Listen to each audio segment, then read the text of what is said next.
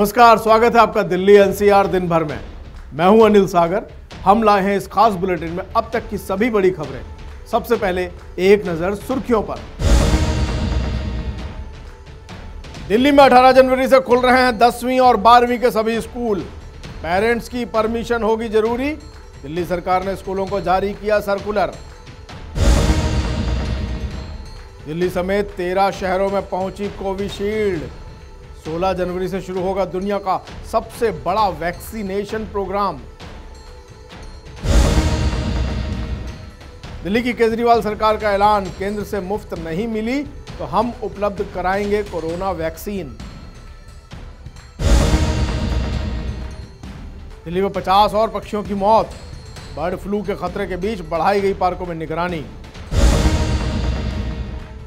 3 degree तक गिर सकता है पारा। जी हां, अगले 2 दिन दिल्ली में ऑरेंज अलर्ट जारी।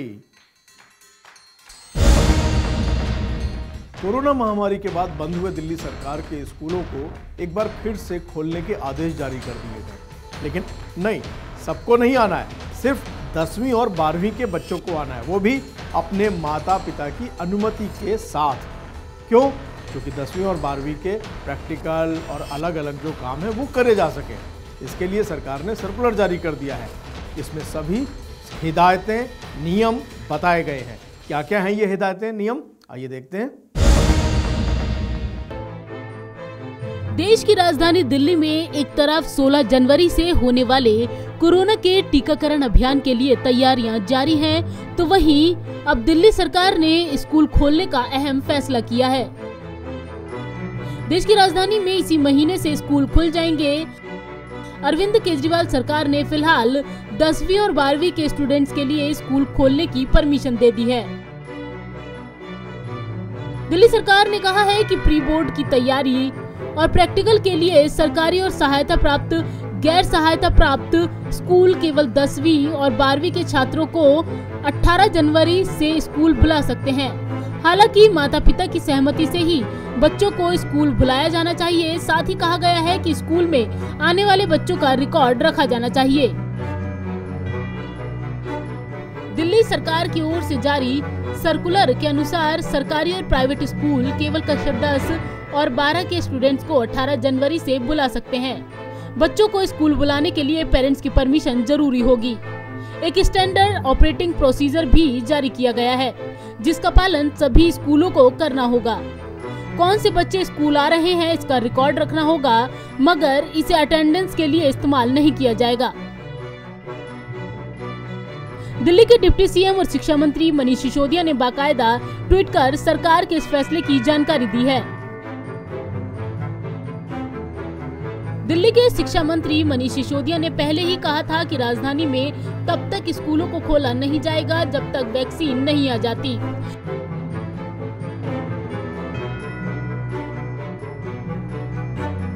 केंद्र सरकार ने 3 जनवरी 2021 को कोरोना वायरस की 2 वैक्सीन को इमरजेंसी यूज की मंजूरी दी थी। इसी के बाद 6 जनवरी को मनीष सिसोदिया ने कहा था कि सरकार इस बात पर विचार कर रही है कि राष्ट्रीय राजधानी में फिर से स्कूलों को जल्दी कैसे खोला जाए। चूंकि बोर्ड परीक्षाओं की तारीख का ऐलान भी हो चुका था, ऐसे में कक्षा 10वीं और 12वीं के स्कूल खुलना लगभग तय ही माना जा रहा था। जिसके बाद अब सरकार ने 16 जनवरी से शुरू हो रहे वैक्सीनेशन के बीच स्कूल खोलने का अहम फैसला लिया है। पंजाब केसरी ग्रुप के लिए संगीता सिंह की रिपोर्ट, दिल्ली। कोरोना के खिलाफ लड़ाई जो है वो निर्णायक दौर पर है। 16 जनवरी से कोविशील्ड यानी वैक्सीनेशन का कार्य शुरू हो जाएगा।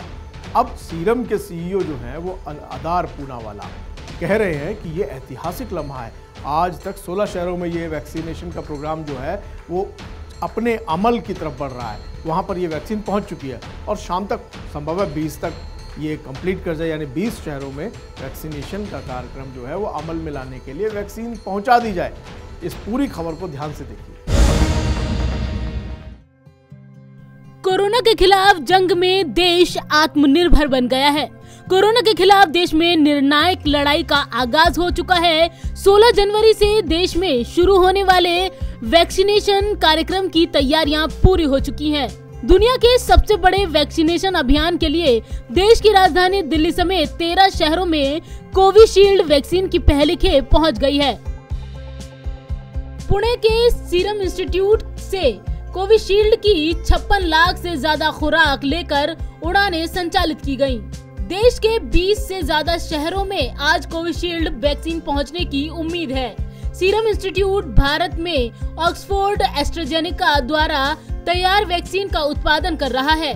देश में टीकाकरण की शुरुआत 16 जनवरी से होगी।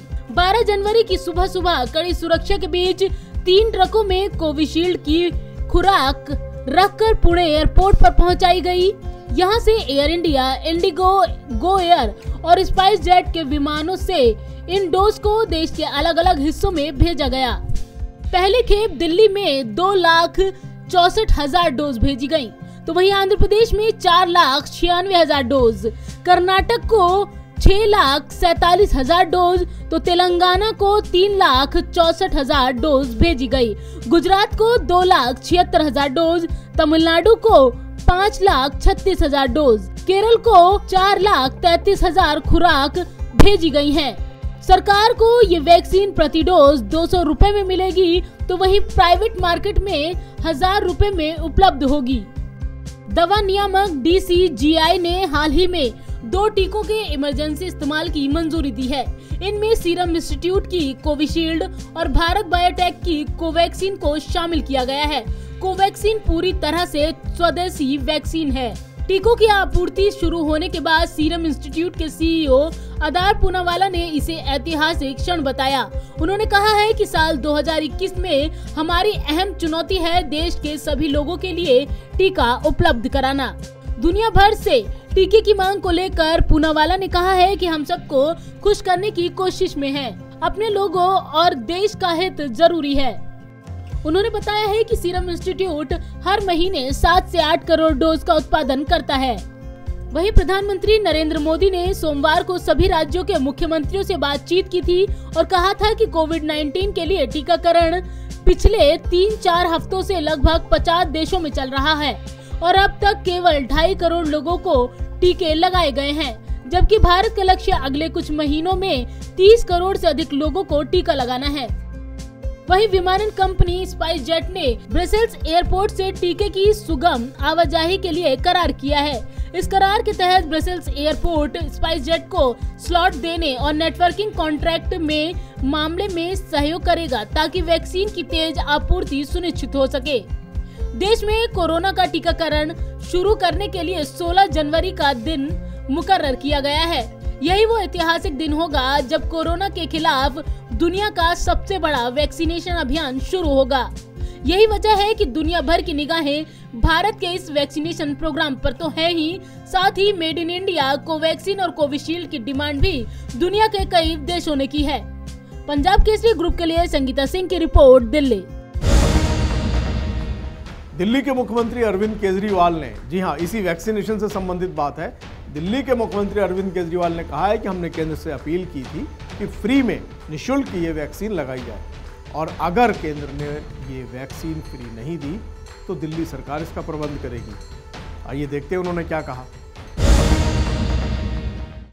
मुझे खुशी है कि 16 तारीख से अब वैक्सीन लगनी चालू हो जाएगी दिल्ली में और सबसे पहले कोरोना वॉरियर्स को जो हेल्थ वर्कर्स हैं उनको दी जाएगी, उसके बाद फ्रंटलाइन वर्कर्स को दी जाएगी और मैं उम्मीद करता हूं कि इसके बाद ये जो पिछला 1 साल बहुत तकलीफ में गुजरा, इससे लोगों को राहत मिलेगी और कोरोना से सब लोगों को छुटकारा मिलेगा। आप उनको लिए अपील करना चाहेंगे? मैं सब लोगों से अपील करना चाहता हूं कि इसके बारे में कोई भ्रांतियां ना फैलाई जाएं और मैं समझता हूं कि केंद्र सरकार ने और जितने हमारे वैज्ञानिक हैं उन सभी वैज्ञानिकों ने सारी जो भी प्रोटोकॉल्स हैं, जो भी सेफगार्ड्स हैं, वो सभी सेफगार्ड्स फॉलो करके ये दवाई लाई गई है तो किसी तरह का कोई भी मन में शंका नहीं होनी चाहिए और सब आगे बढ़ के इसको लगवाएं। गरीब तबके के लोग जो वैक्सीन नहीं दिलवा पाए उसके लिए सरकार क्या करेगी? सरकार इसके लिए जो भी मैंने अपील की थी केंद्र सरकार से, मैंने अपील की थी कि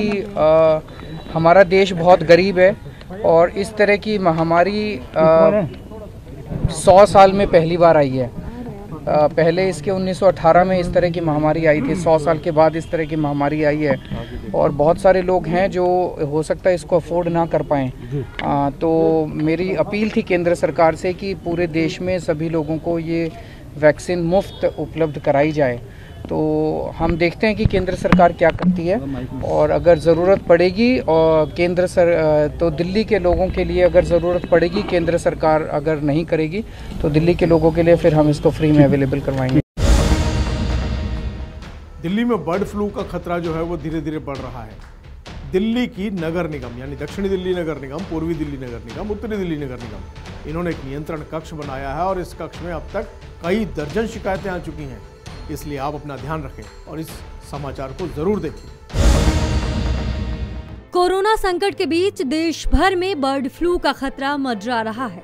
देश के 10 राज्यों में बर्ड फ्लू को लेकर अलर्ट जारी किया गया है। राजधानी दिल्ली में बर्ड फ्लू के खतरे को देखते हुए पशुपालन विभाग ने 18 से ज्यादा सैंपल जांच के लिए भेजे हैं। वहीं अलग अलग इलाकों से करीब 50 पक्षियों की मौत भी हुई है।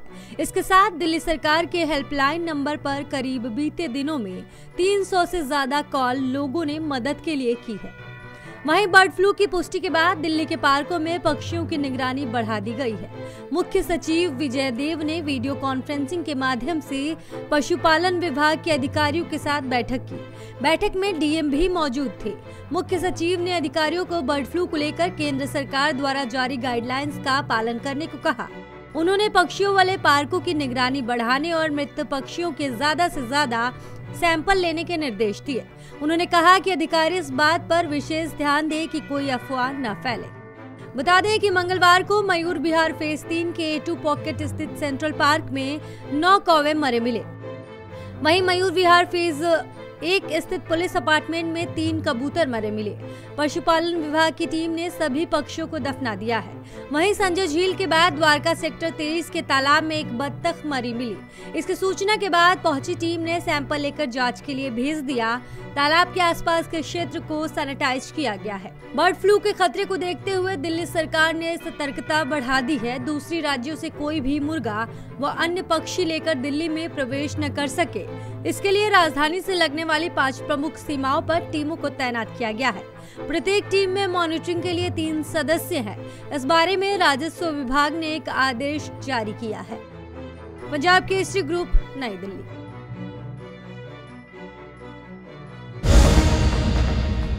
बर्ड फ्लू को लेकर तो सरकार अलर्ट है, लेकिन क्या आप मौसम को लेकर अलर्ट हैं? नहीं, मौसम विभाग ने ऑरेंज अलर्ट दिया है। ऑरेंज अलर्ट का मतलब यह है कि अब अगले 2-3 दिन कड़ाके की ठंड रहेगी, शीतलहर रहेगी और आपको अपना ध्यान रखना होगा। इस खबर को देखिए और ये देखिए कैसे अपना ध्यान रखेंगे। जी हाँ, शीतलहर, ठंड। दिल्ली एनसीआर में लोगों को अभी और कड़ाके की ठंड झेलनी पड़ेगी। अगले 2 दिन दिल्ली एनसीआर में कड़ाके की ठंड पड़ने के आसार है। भारतीय मौसम विभाग ने ठंड को लेकर चेतावनी जारी की है और अगले 2 दिन के लिए ऑरेंज अलर्ट भी जारी किया है। आज न्यूनतम तापमान 3 डिग्री तक रह सकता है। 18 जनवरी तक दिल्ली एनसीआर में अधिकतम तापमान 20 डिग्री से नीचे रहने का अनुमान है। वहीं न्यूनतम तापमान इस दौरान 5 डिग्री तक रह सकता है। इस दौरान दिल्ली एनसीआर में घना कोहरा छाए रहने के भी आसार हैं। घने कोहरे के चलते यातायात के तमाम साधनों के संचालन में दिक्कत का सामना करना पड़ सकता है। मौसम के बदलते रुख से लोगों को दिक्कतों का सामना करना पड़ सकता है, लिहाजा मौसम विभाग ने ऑरेंज अलर्ट जारी किया है। वहीं पहाड़ी क्षेत्रों में बर्फबारी से थोड़ी राहत मिलने की उम्मीद है। इन इलाकों में 14 जनवरी तक मौसम साफ होने के आसार है। मौसम विभाग की माने तो हरियाणा और राजस्थान भी शीतलहर की चपेट में है। मौसम विभाग का अनुमान है कि उत्तर प्रदेश में 13 जनवरी 2021 तक कोहरा पड़ने के आसार हैं। वहीं कर्नाटक में बारिश परेशानी का सबब बनी हुई है। बेमौसम बारिश के चलते कॉफी की फसल को भारी नुकसान पहुंचा है। वहीं मध्य प्रदेश में बारिश के बादल छटते नजर आ रहे हैं और यहां शीतलहर लौटने के अनुमान जताए गए हैं। यहां कुछ अगले दिनों में न्यूनतम पारा 3 डिग्री सेल्सियस तक पहुंचने के अनुमान है। पंजाब केसरी ग्रुप, नई दिल्ली।